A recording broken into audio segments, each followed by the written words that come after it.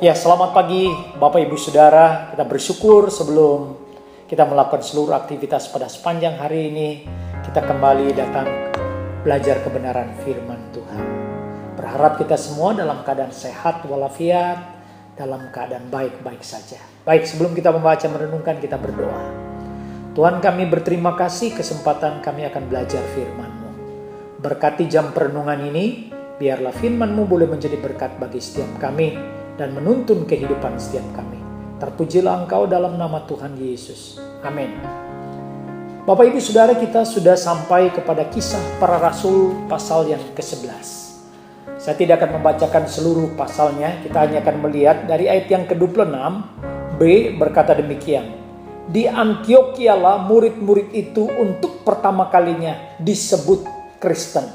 Istilah Kristen itu sebetulnya saudara, awalnya itu sebetulnya hanya satu ejekan bagi pengikut-pengikut Kristus. Kristen adalah pengikut-pengikut Kristus. Tetapi bagi pengikut-pengikut Kristus, murid-murid Kristus, itu menjadi satu kebanggaan ketika mereka disebut sebagai orang percaya, sebagai orang Kristen. Nah, apa yang melatar belakangi, kita juga boleh melihat bahwa sebutan Kristen itu bukan sekedar menjadi satu istilah, tapi kita akan melihat ciri-ciri sebagai seorang percaya, sebagai orang Kristen. Kita boleh melihat dari ayat yang sebelumnya. Saudara, ayat yang ke-18 berkata demikian. Ketika mereka mendengar hal itu, mereka menjadi tenang, lalu memuliakan Allah, katanya. Jadi kepada bangsa-bangsa lain juga Allah mengaruniakan pertobatan yang memimpin kepada hidup.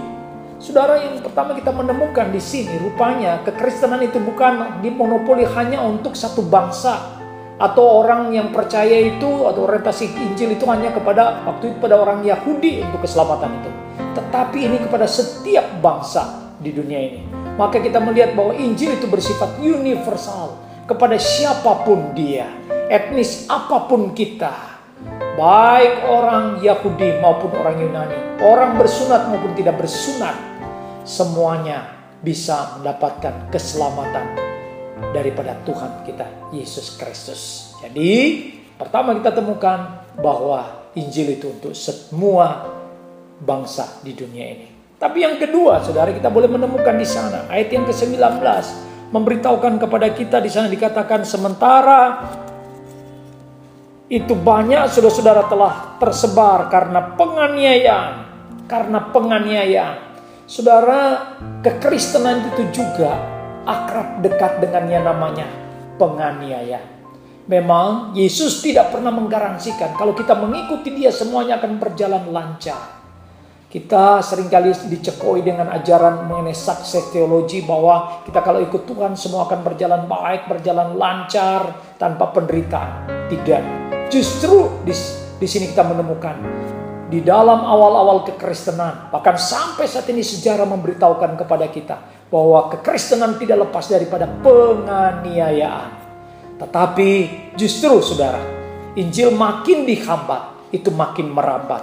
Kita menemukan di sana justru kekristenan mengalami penganiayaan, tapi justru itu makin berkembang. Yang ketiga, kekristenan itu ditandai dengan apa, saudara? Saudara, kalau kita membaca dalam ayat yang ke-20-21, di sana dikatakan bahwa mereka terus memberitakan Injil, bahwa Yesus adalah Tuhan. Saudara, kekristenan itu selalu harus memberitakan Injil. Dan yang diberitakan mengenai ketuhanan daripada Tuhan Yesus itu sendiri. Kalau di dalam mimbar tidak lagi memberitakan Injil dan tidak lagi menyampaikan siapakah Yesus, maka kita akan kehilangan esensi sebagai pengikut Kristus. Kita kehilangan esensi sebagai seorang anak Tuhan. Maka pemberitaan Injil itu harus tetap dijalankan. Dan Injil itu memberitakan mengenai Yesus adalah Tuhan. Tapi bukan hanya itu, saudara. Kita menemukan di sana, sekalipun penganiayaan, sekalipun dalam pemberitaan Injil kita jalankan banyak tantangan. Tetapi di dalam ayat itu mengatakan, Tuhan menyertai mereka. Allah menyertai kita.